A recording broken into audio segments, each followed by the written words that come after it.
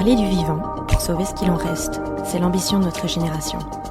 Dans ce podcast, je donne la parole aux acteurs du changement. Ceux qui croient et agissent en faveur d'une transition écologique et sociale. Ceux qui brisent les codes et créent la société de demain. Je m'appelle Laurie, je suis l'hôte d'Epicéa et j'espère que ces conversations révéleront en vous le chemin du possible.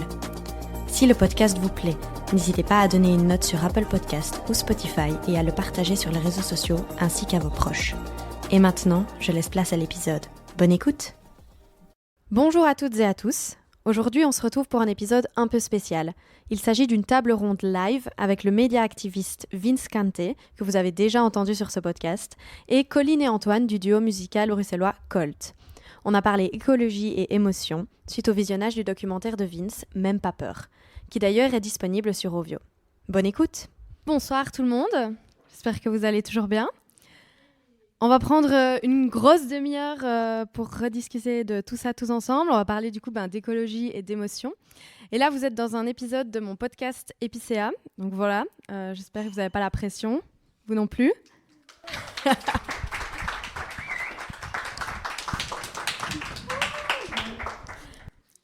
Et du coup, on va revenir sur tout ce qu'on a vu. Est-ce que vous voulez bien vous présenter très rapidement, genre qui êtes-vous en fait là ? Très rapidement. Okay. Ouais, vas-y. Nous, on est du coup, moi je m'appelle Colline et à ma gauche il y a Toine et on a un duo qui s'appelle Colt. On a un duo de musique pop bruxellois et ça fait déjà quelques années qu'on tourne à deux. T'as un truc à ajouter ? Non, c'était très bien dit. Et toi, t'es qui ? Je m'appelle Vince et je suis à côté de Colt. Voilà. Trop bien. Vince, ancien animateur radio et vulgarisateur scientifique. Oui, parce qu'il faut bien situer pour ceux qui écoutent le podcast et qui ne sont pas avec cette masse de foule qui se sont rassemblées aujourd'hui. D'ailleurs, félicitations pour ce podcast en direct. Enfin, pas en direct, mais en public. Merci beaucoup. Du coup, on va commencer par toi. Là, on vient de voir du coup toute ton évolution, les 4 phases de ton évolution. Et dans la première, t'es grave dans le déni. Ah ouais. Mais comment à ce point, genre à fond dans le déni ? Parce qu'à l'école, on en parlait un petit peu, tout ça.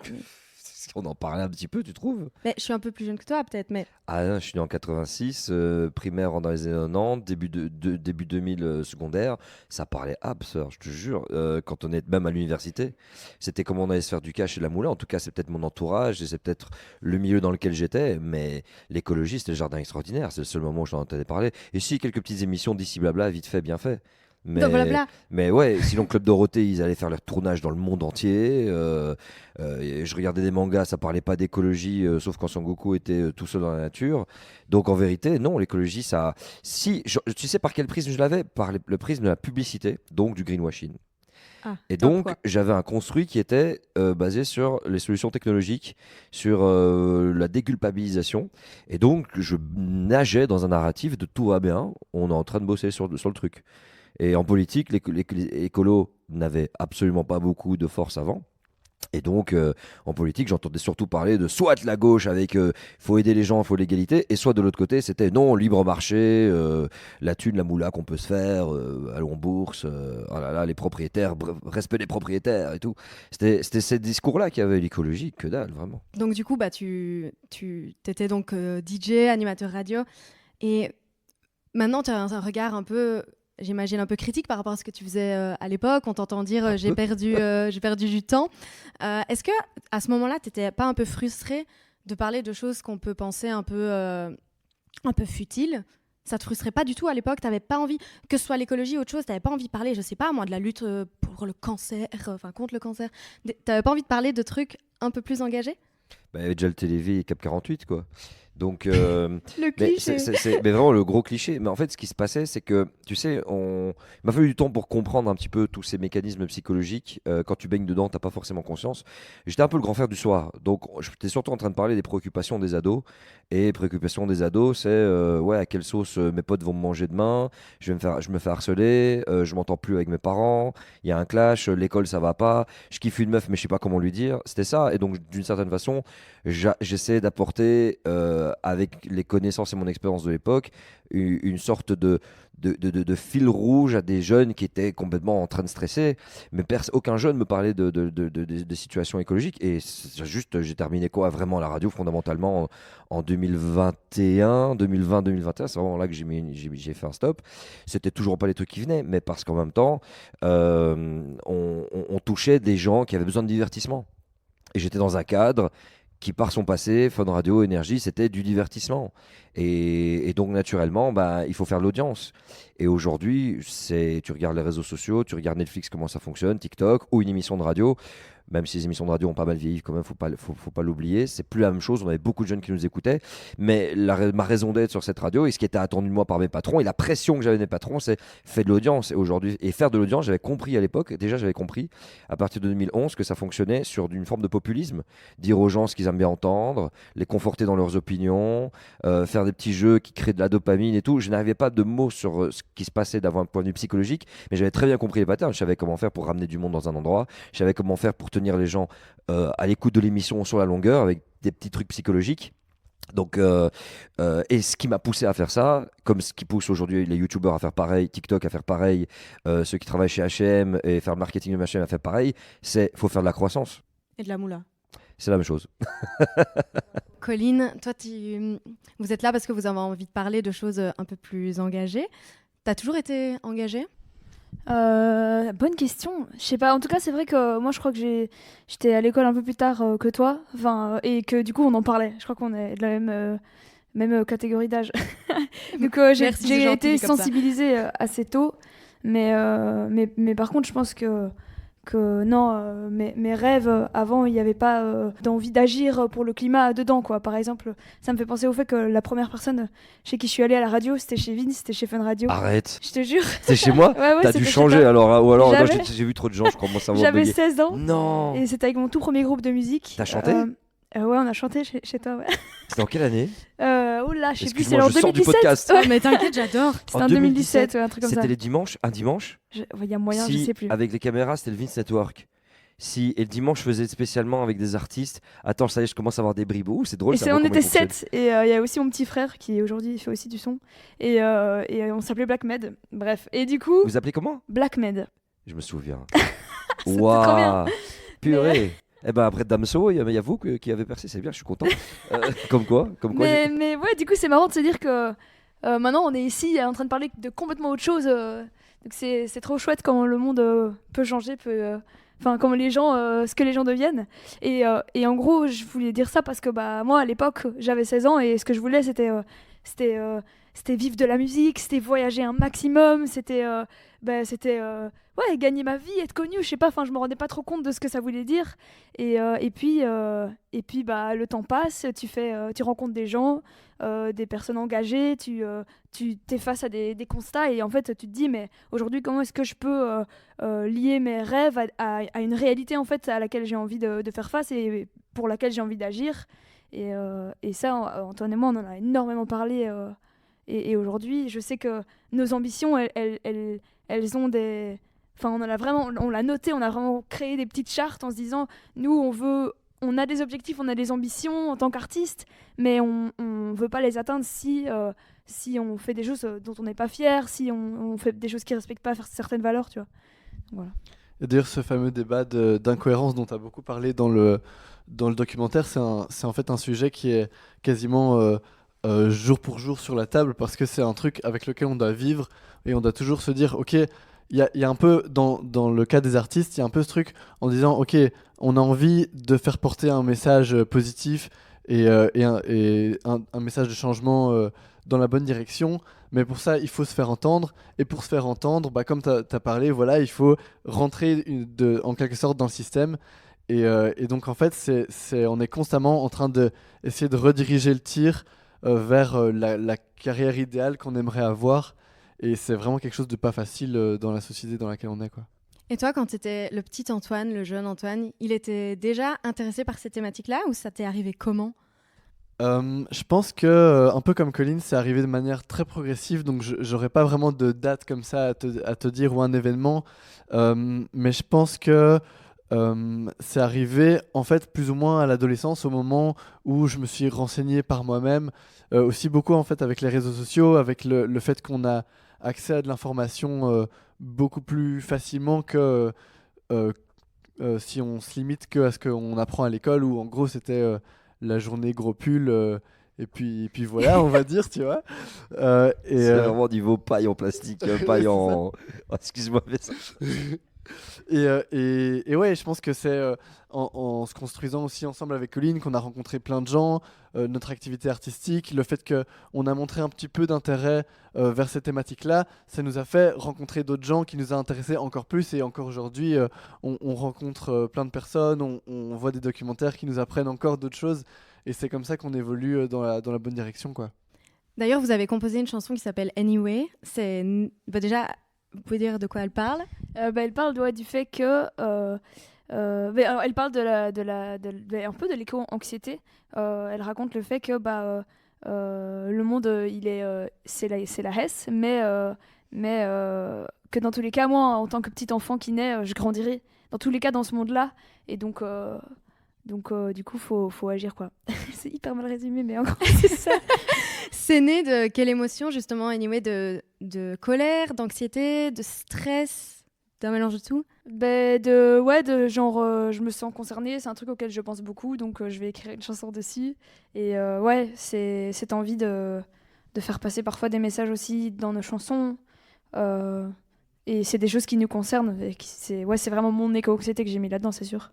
Et aussi, je pense que ça fait partie du fait que cette chanson-là, on l'a écrite pendant le confinement. Et elle fait partie en fait d'un EP où on a un peu voulu remettre en question une série de thèmes qui nous préoccupent dans la société. Et un de ces gros thèmes-là, c'était l'écologie. Et donc, on a décidé de faire un peu une chanson sur chaque principe qui nous inquiétait. Et parce qu'on avait aussi lu un livre, Le meilleur des mondes, qui nous a beaucoup interpellés pendant le confinement.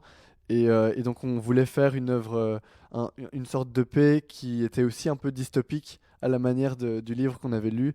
Et donc c'est pour ça que c'est clair que l'écologie c'était un sujet obligé auquel passer. Et c'est beaucoup mieux que moi. Mais c'est très complémentaire, c'est parfait. Comment ils le prennent, vos fans? Je sais pas si on dit ça. On dit fan? C'est un terrible mot, je trouve. Genre, nous on peut pas le dire en tout cas. Mais moi je le dis, ok. Mais vos fans, ils aiment bien quand vous parlez de sujets engagés? Franchement, on a beaucoup de messages de personnes qui nous remercient d'en parler, et on a aussi beaucoup de messages de personnes qui nous disent que c'est barbant et qu'il y en a marre et qu'ils nous suivent pour notre musique et pas pour d'autres trucs. Mais voilà, donc c'est les deux, mais surtout quand même des avis positifs, en vrai. Et c'est pour les deuxièmes personnes que c'est le plus utile de faire ce qu'on fait. Non mais complètement. Et toi Vince, du coup quand t'as switché, t'as eu combien des messages comme ça? J'ai perdu sur Facebook 35 000 abonnés dans les premiers moments. Enfin, c'est-à-dire qu'à un moment donné, il avait fallu aussi lutter. La pire peur d'un influenceur, c'est de perdre ses abonnés. Ou de plus être dans la vibe et tout. Et je savais, en ayant creusé le truc, je me suis dit, j'ai parlé d'ego à la fin. C'est le 5e niveau. Ce sera pour un prochain documentaire. Je savais qu'il a fallu, à ce moment-là, déjà anticiper et affronter mon ego. Parce qu'il allait prendre une claque. Et dès que j'ai commencé à assumer, partage sur les COP, etc. Ouf, ouais, j'ai été incendié par message sur Facebook, j'ai été beaucoup Facebook, Instagram aussi quand même. Mais tu vois l'aspect générationnel. Facebook beaucoup plus qu'Instagram. Instagram, il y a eu des désabonnements, je pense que, je sais pas, j'ai eu peut-être 10 000 désabonnements, et d'autres, des nouveaux sont arrivés entre-temps. Facebook aussi, et Facebook par contre, j'ai laissé tomber. Parce que il y a vraiment une désinformation de climato-négationnistes qui sont organisées. Et de gens qui... Tu sais, quand tu as été animateur radio pour toutes les classes populaires, pour toutes les cultures, pour tous les niveaux socio-économiques, t'en as là-dedans, en fait, qui veulent pas entendre parler de climat et qui, eux, limite, se sont tous alliés ensemble en disant « Oh, il est payé par Greta Thunberg, venez, on va... » Et alors, elle paye super bien, en plus. Hein. C'est incroyable, l'écologie comme ça paye. Waouh, purée. C'est vraiment hors du commun comparé à mes contrats Mercedes. Vraiment, on est dans un monde.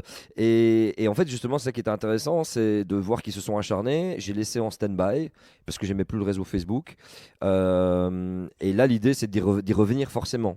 Et je suis déjà dessus indirectement quand même, mais c'est d'y revenir avec où on va développer le contenu spécifiquement sur la plateforme, parce que la plateforme a ça sert à rien de fonctionner avec comment on appelle ça encore, avec des scientifiques. Il faut pas sur Facebook. Facebook, faut jouer entre les biais de confirmation des gens qui sont sur cette plateforme et tout ça, et saupoudrer avec de la réalité scientifique. Mais c'est pas la même méthode.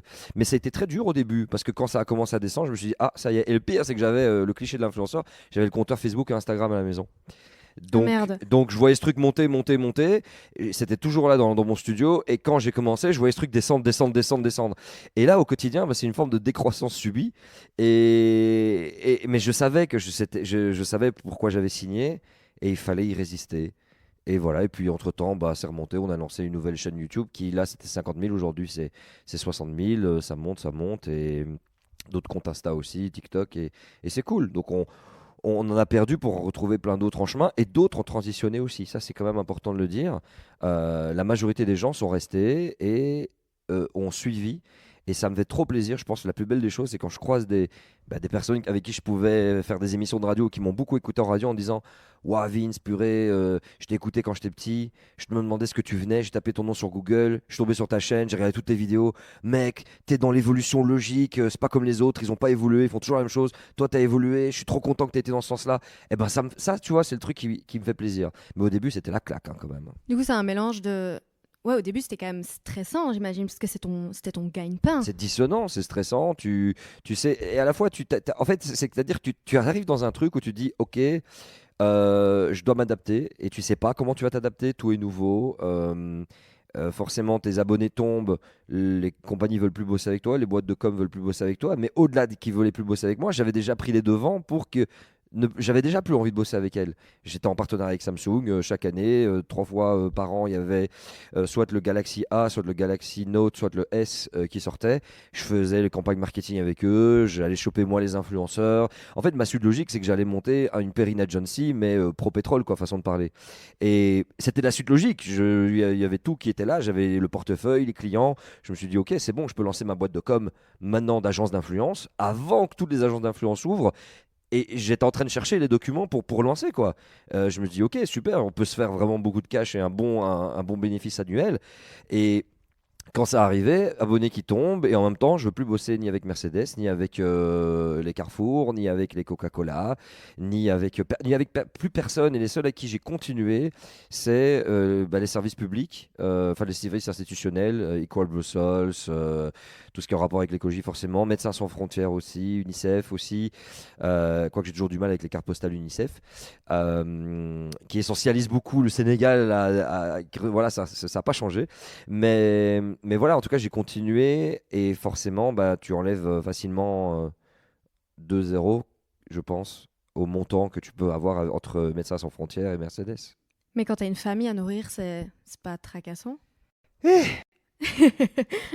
Je me suis dit, effectivement que c'est plus facile quand tu es célibataire, c'est plus facile quand c'est ta propre vie et point.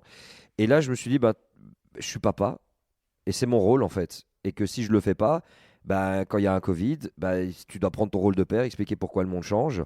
Quand il y a une pénurie, tu dois prendre ton rôle de père, expliquer comment faire pour tenir la pénurie. Et comme l'avait fait mon grand-père à l'époque, quand tu entres en temps de guerre, il faut être un père de famille, comme une mère de famille, et il faut être là pour eux. Et alors je me suis dit, si moi je vais pas... alors attention, c'est très complexe tout ça, mais j'avais confiance dans mes capacités d'adaptation.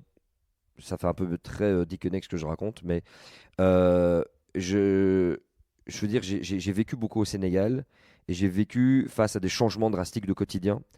Et quand tu partais au Sénégal, la première année c'était hôtel 5 étoiles et les autres années c'était chez la famille. Et chez la famille, c'était pas d'eau, pas de courant. Parfois, pas d'eau pendant 3 semaines. Ça, c'était la gestion de l'eau, j'ai appris très jeune. Et pas de courant non plus. Et alors, quand tu as un instinct d'ouvrir le frigo et tu fais ah ouais, c'est vrai, il n'y a pas de courant, le frigo est vide, il a été vidé depuis. Quand tu dois prendre ta douche et que tu as une grosse bassine d'eau et que tu le vis très jeune, naturellement, je me suis dit ok, je sais ce qui se passe, je vois. Tu vas t'adapter, tu vas trouver une solution, et surtout tu vas refaire quelque chose que tu n'as plus osé faire parce que c'était un peu la honte, c'est demander de l'aide.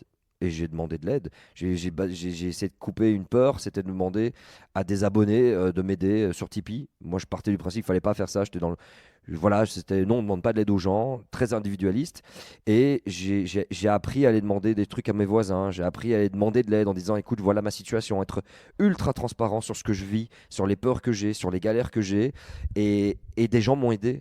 Et en fait, ça a été une des plus belles leçons parce que l'égocentrique et égocentrique que j'étais, jamais il est se rabaisser à demander de l'aide à quelqu'un. Et ben là, je ne considère pas que c'est se rabaisser, au contraire, c'est se relever. Et l'avoir fait a tout changé. C'est-à-dire que si j'en suis ici aujourd'hui, j'ai remercié quand j'étais dans la salle avant de me lancer, c'est parce qu'il y a des gens dans cette salle et d'autres à l'extérieur, mais qui ont peut-être l'impression d'avoir pas fait grand-chose, mais d'avoir vraiment fait un truc qui m'a permis de trouver des solutions X et Y pour qu'aujourd'hui je puisse subvenir aux besoins de la famille et dans un monde où c'est beaucoup plus difficile. Donc il ne faut pas avoir peur d'aller demander. Moi je suis le gars connu dans le quartier. Joël qui vient de Lyon, bah, il n'a pas encore très bien eu l'occasion de le vivre, mais je suis le gars dans le quartier, j'ai besoin d'un truc, je vais sonner chez chaque voisin, un sécateur, je vais sonner, et ça leur fait tellement du bien. Ils sont tellement contents, oh je me sens utile et tout. Et à ce moment-là, je me suis dit, mais c'est trop cool. Et là maintenant, je demande directement, ouais, au fait, t'as pas, tiens, je demande. Et c'est fou parce que les gens sont tous là à aider. Et ceux qui sont en mode oh non, bah c'est pas grave, tu veux pas, il y a pas de problème en fait, t'as ta vie, mais entre-temps t'en as 4-5 autres qui sont prêts à aider. Et ça m'a redonné confiance. Et c'est ça que j'essaye de dire en disant pas de souci, parfois on a peur de se lancer, on a peur d'y aller, mais en vérité, t'as tout le monde qui aide derrière et c'est beau quoi. Trop bien. Et du coup, vous deux, comment vous vivez parce que vous faites de la musique, c'est le showbiz, tout ça, c'est les paillettes, quoi. C'est les valeurs avec ça. C'est comment la dissonance, justement, comment vous arrivez dans votre quotidien à accorder vos valeurs à votre réalité d'artiste. Ça peut être une réponse. Mais je pense que, en fait, le monde artistique est beaucoup plus multiple que peut-être ce qu'on voit dans les médias traditionnels. Et en fait, c'est aussi un choix qu'on doit faire de, par exemple, peut-être des opportunités qu'on peut avoir en tant qu'artiste, mais qu'on a décidé de refuser parce qu'en effet, c'est un pan de la vie artistique qu'on n'a pas envie d'emprunter parce qu'on estime que c'est pas porteur de valeur qu'on veut porter. Et donc oui, ça veut dire aussi parfois s'empêcher d'avoir une certaine visibilité dans certains cas, mais on a confiance qu'on peut en avoir tout autant d'une autre manière, quoi. Après, de nouveau, on n'est pas non plus des saints. Oui, c'est clair. On a déjà pris l'avion pour... Enfin, je veux dire, il y a plein de trucs comme ça où, de nouveau, c'est un peu un équilibre à trouver. Et je pense que... Bah oui, comme tu dis, voilà, on est un peu aussi esclave d'un système...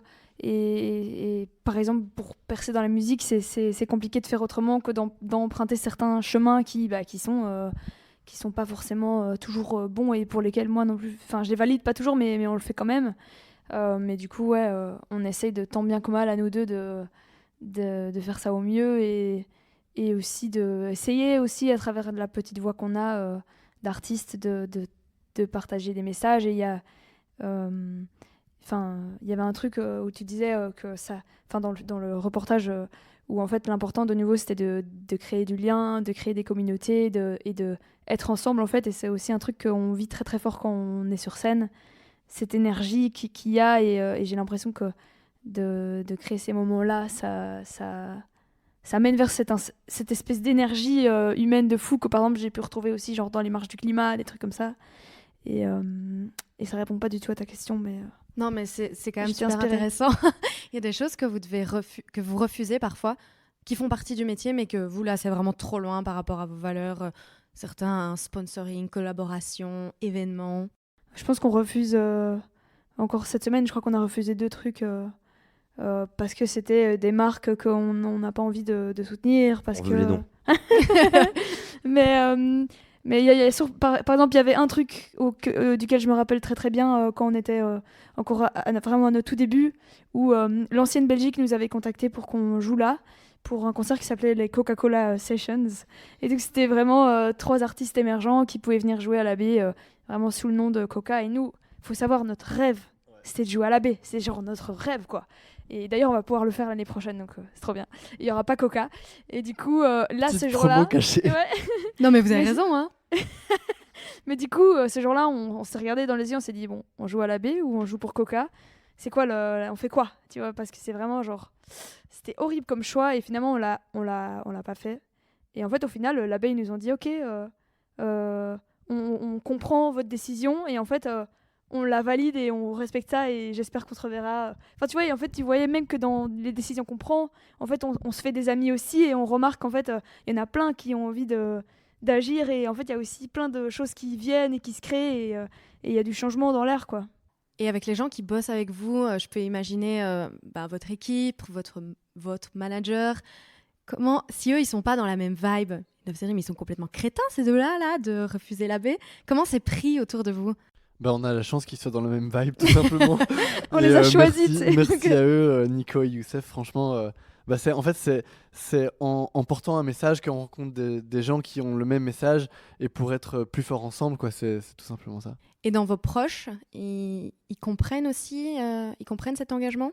C'est marrant parce que ça nous arrive d'avoir... on a la chance, je pense, tous les deux, d'avoir une majorité de notre environnement social, familial, qui portent les mêmes valeurs. Mais c'est vrai que ça arrive que, je sais pas, j'ai pas d'exemple comme ça en tête, mais par exemple des amis de longue date, d'enfance, qu'on se rend compte qu'ils ont grandi dans une direction tout à fait opposée à la nôtre. Et en fait, parfois, ça rend difficile la conversation et le dialogue et même parfois l'amitié avec eux parce qu'on se rend compte que c'est devenu des personnes complètement différentes de nous. Mais je pense que là, une des choses qu'on peut faire individuellement chacun, c'est de garder contact avec la personne et peut-être lui proposer mais est-ce qu'on n'irait pas faire ça sans non plus aller trop à la confrontation, mais simplement essayer d'être un vecteur de changement, pas forcément de manière publique, mais aussi de manière individuelle. Vince, je t'ai vu acquiescer. Toi aussi, c'est compliqué dans ton... Parce que tu as vraiment reviré... Enfin, moi, j'ai rarement vu un tournant comme le tien, quoi. C'était un 180 avec un wheeling et tout. Comment... Beaucoup de larmes. Comment tes proches, ils ont perçu ça? Mes potes proches, mon cercle, c'est... De nouveau, voilà, je vais refaire ça la même blague, a fondu comme les glaciers dans les Alpes. A fondu comme le business des stations de ski dans les prochaines années. Adieu Val Thorens. Non mais littéralement en fait vraiment j'ai perdu beaucoup de gens dans mon entourage qui forcément je crois qu'il y a eu une forme de, surtout ceux qui étaient dans le déni. Comme j'ai évolué aussi quand même dans un truc où il y avait beaucoup de musique, j'ai même envie de dire tu sais, c'était très Tomorrowlandesque. C'était très, on prend l'avion, on va mixer au Japon. Moi, je le faisais, donc je côtoyais des gens qui le faisaient. J'étais sponsorisé par des grosses marques, donc je côtoyais des gens qui étaient sponsorisés aussi par des grosses marques.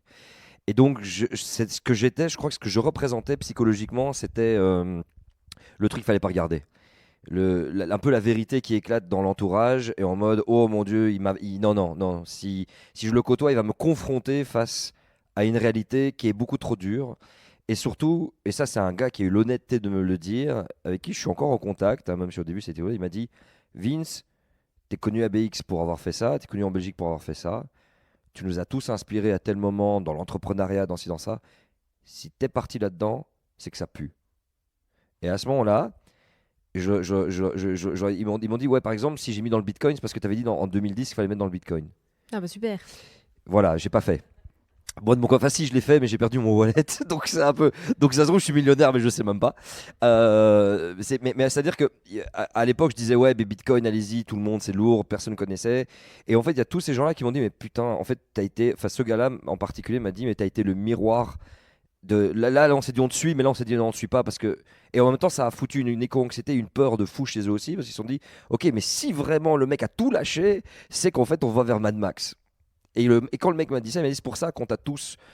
En fait, je sais pas quel mot je peux utiliser. J'ai activé tous leurs mécanismes de défense psychologique à ce moment-là. Et puis d'autres, se sont dit voilà, il fait sa live, c'est très différent. Mais oui, ça a fondu comme neige au soleil, véritablement. Et c'était très bizarre parce que tu dois lutter. Tu sais, on est des animaux sociaux. Et lorsque tous tes potes se cassent, tu crois que c'est toi le problème. Et c'était moi le problème pour eux à ce niveau-là.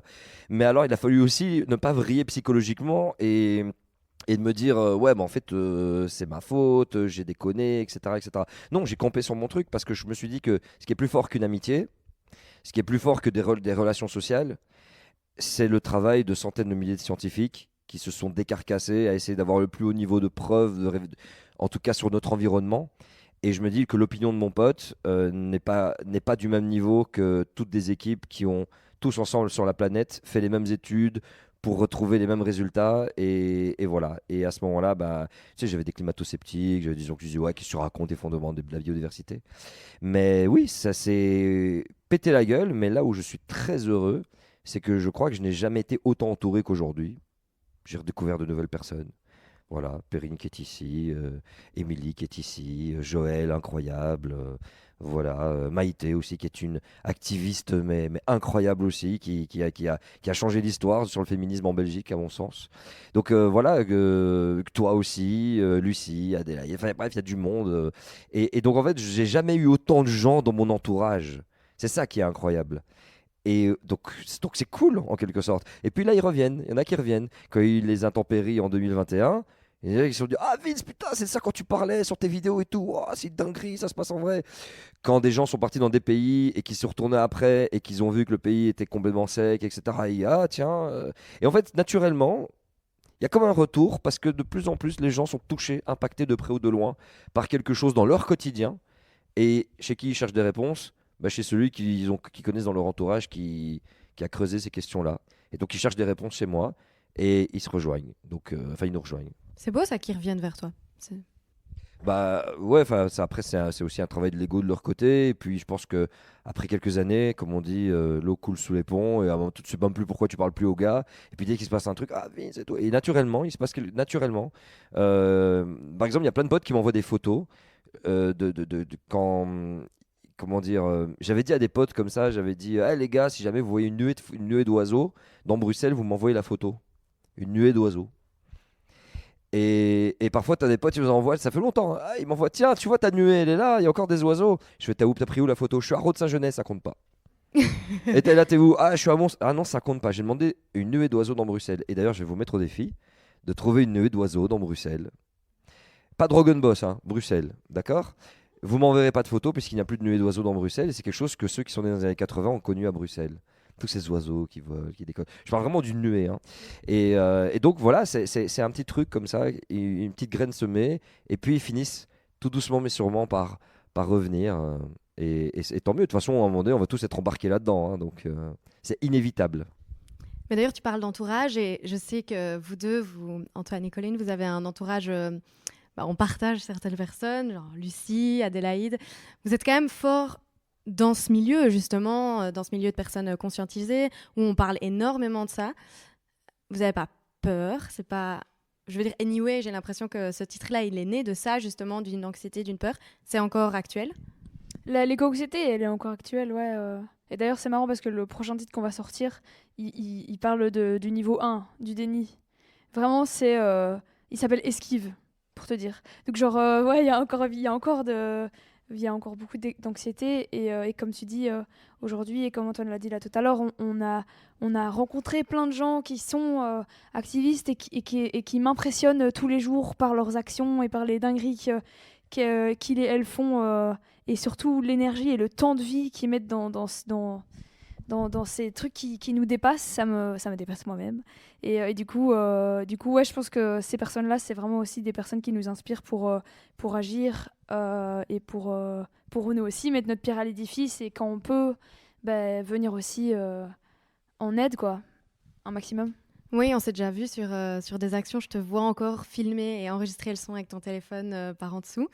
Est-ce que c'est difficile pour toi de splitter entre la Colline artiste qui essaye, j'imagine, d'avoir une image...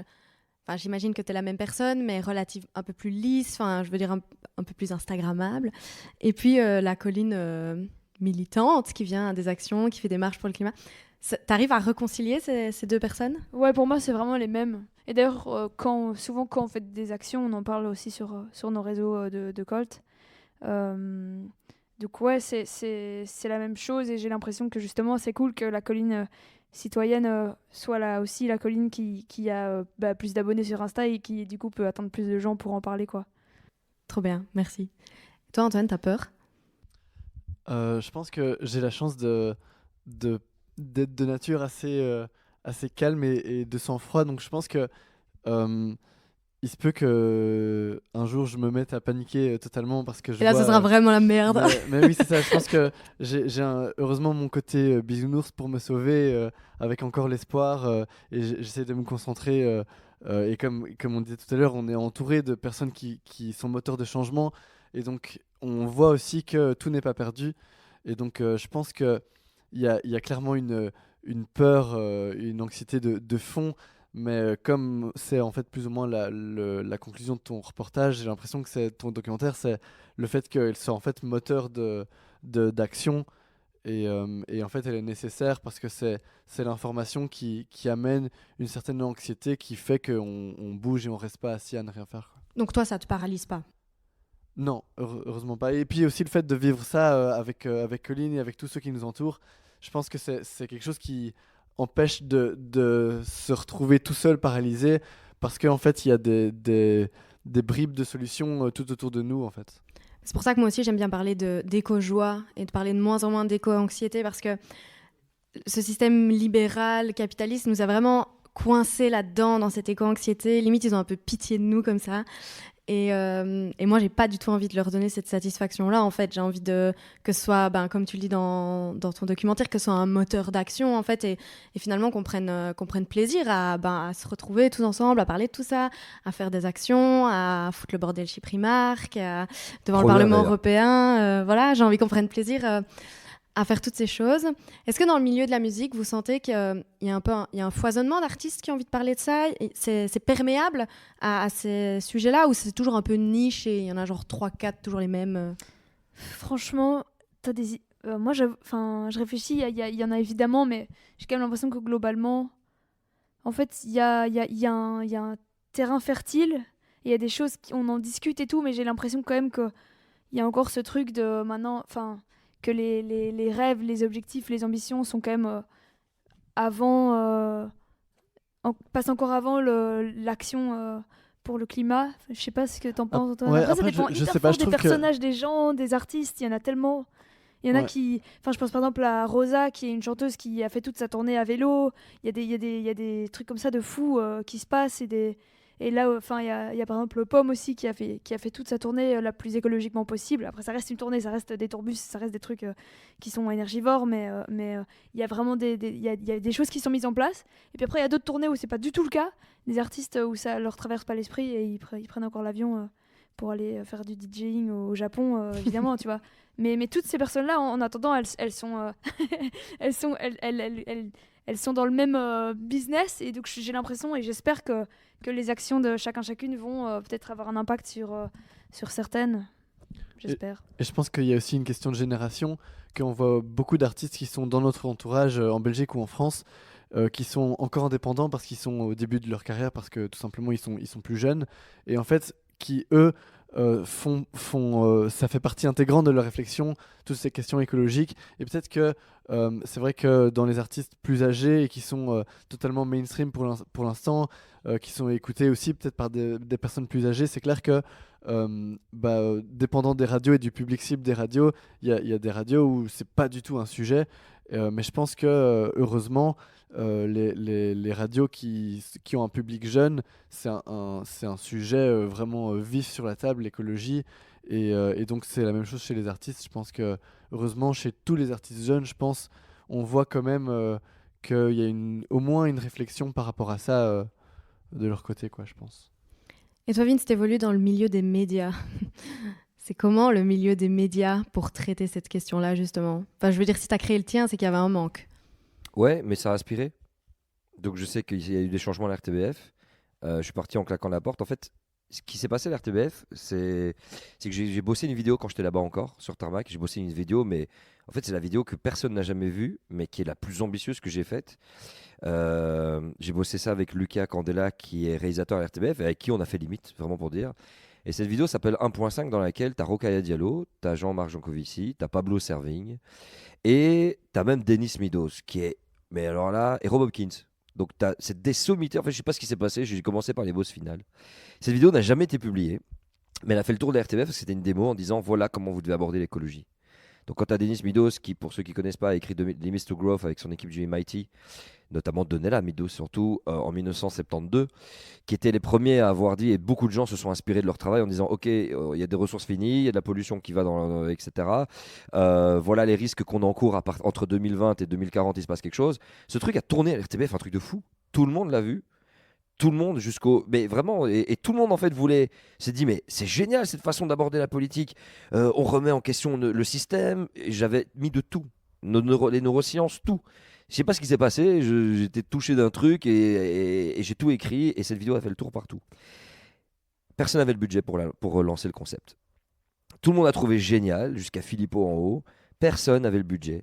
Et moi je dis, mais vous pouvez pas prendre au budget de la F1 un petit truc ou je sais pas. Et je discutais avec Gwenaël de Kegeler qui a lancé Il n'y a pas de planète B et qui était tellement désolé, tellement dégoûté en me disant mais c'est ça c'est le truc et qui me défendait en disant mais Vince il faut absolument que son truc à RTBF il passe, etc. C'était beaucoup trop gros. Ça a fait peur et ça a excité. Au point que tu avais carrément Jacquemin qui a présenté et qui a diffusé la vidéo à un gros truc où toute la RTBF était invitée en disant voilà ça, nous allons vers ça, etc. Et donc moi je me dis ça y est, c'est bon que et ben non, on arrive à la fin de saison et en fait il suffisait que j'attende 6 mois à me tourner les pouces et peut-être que mais je me suis dit non, tu sais quoi Balek, j'avais déjà des tournages et j'ai demandé à ceux avec qui j'ai tourné est-ce que je peux diffuser ça sur ma propre chaîne, ils m'ont tous dit oui. Et donc j'ai fait ça de mon côté parce que je sentais, on commençait à me dire oui, on aime bien, mais tu vois, quand tu t'attaques aux politiques, bon, d'accord, mais le système économique, c'est quand même, si on y touche, si on revient au Moyen-Âge. Et encore tout ça. Et alors là, j'ai eu trop de dissonance et j'ai préféré me barrer. Mais je sais que quelque chose a été semé. Je suis super content de ce que fait Arnaud Reussen avec le tournant. Alléluia, je suis super content de ce que fait Gwenaël, il n'y a pas de planète B. Et étrangement, les seules personnes avec qui je discute à RTBF, c'est eux deux. Donc en fait, ils ont compris, on s'est compris. Mais la RTBF, c'est un char d'assaut très lent. C'est un char d'assaut qui, dès que le moteur sera bien chaud et qui sera lancé à pleine vitesse, eh ben, on pourra compter sur la RTBF à ce moment-là.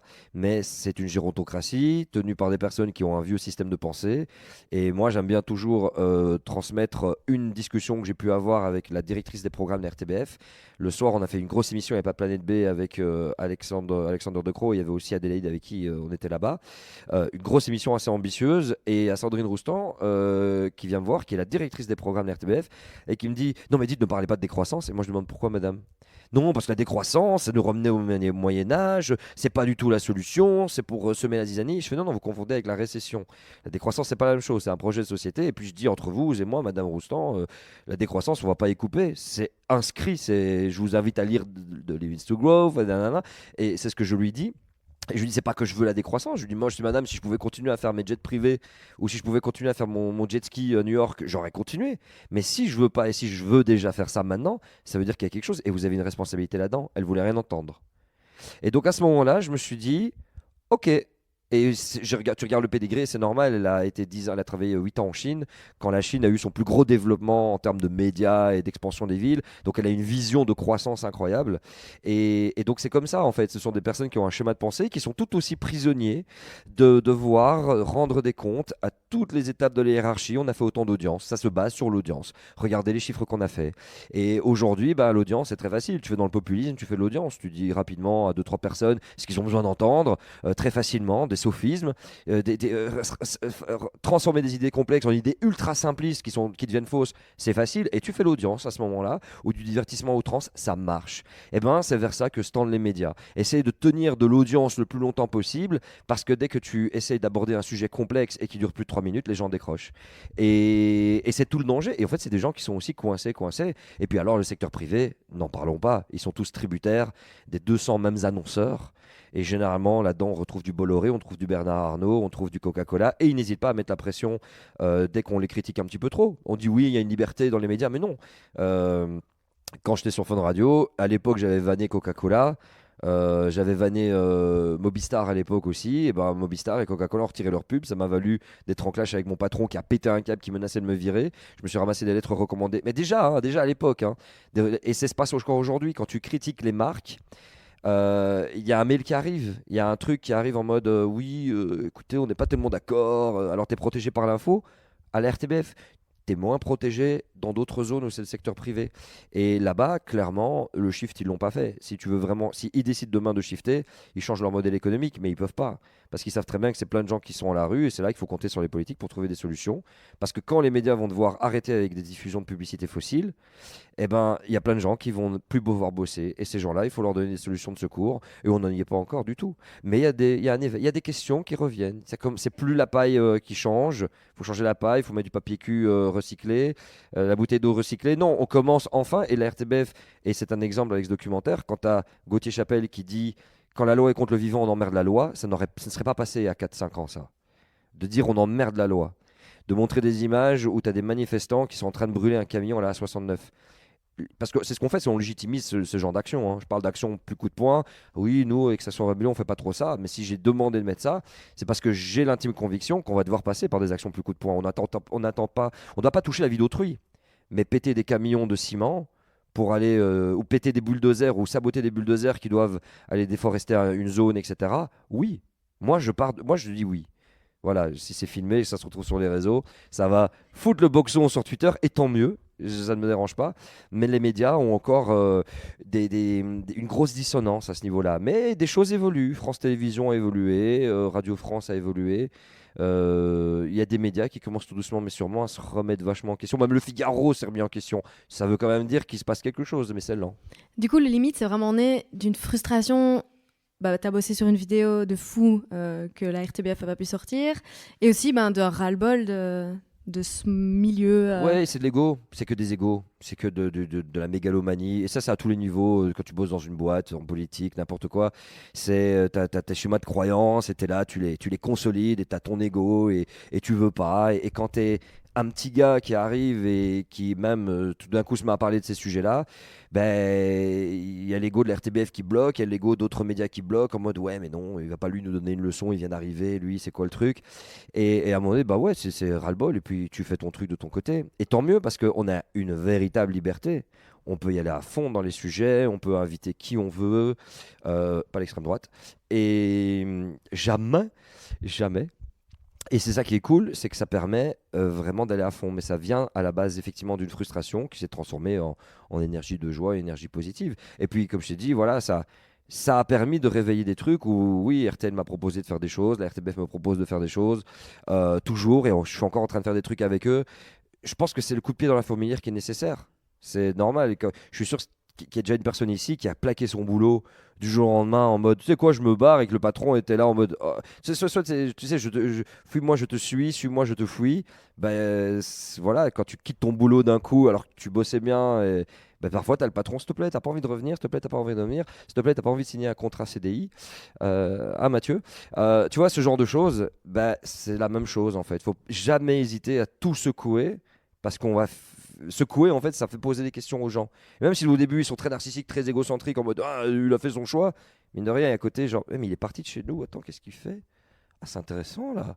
C'est comme ce que je vous avais fait, le fait de dire non à l'abbé pour Coca-Cola, ça a imposé le respect. Croyez-moi, ça a imposé le respect. Et c'est la peur, en fait, on a peur de le faire. La peur est le truc qui nous paralyse. J'ai sauté parce que j'ai décidé de me dire tant pis, voilà, de toute façon, vu la merde qu'on va arriver, c'est pas parce que je change de monde que ça va m'empêcher. Je pense que la peur est la pire des choses quand on la transforme pas en quelque chose. Et vraiment, respect d'avoir dit non à Coca-Cola alors que c'était votre rêve d'aller de l'autre côté, parce que ça va mettre un vrai respect. Ils vont en parler en disant non, mais ils ont des valeurs. Et je crois qu'aujourd'hui, l'humain cherche des personnes qui ont des valeurs, parce qu'on a bien compris que les valeurs qu'on apprenait pendant très longtemps, elles sont complètement délétères et obsolètes. Je pense que c'est un parfait mot de la fin. Je peux rajouter un petit truc vite fait. Abonnez-vous à la chaîne Limite, voilà, c'est important, parce que prochainement on va sortir une vidéo sur la... Attends, step by step, frangin, parce qu'on va sortir une vidéo sur l'agriculture. Ouh, ça va être très anthropocénique. Et abonnez-vous au podcast aussi de Laurie, forcément, hein, Épicéa. On est bien d'accord. Abonnez-vous à Colt aussi, voilà, vous savez comment ça se passe.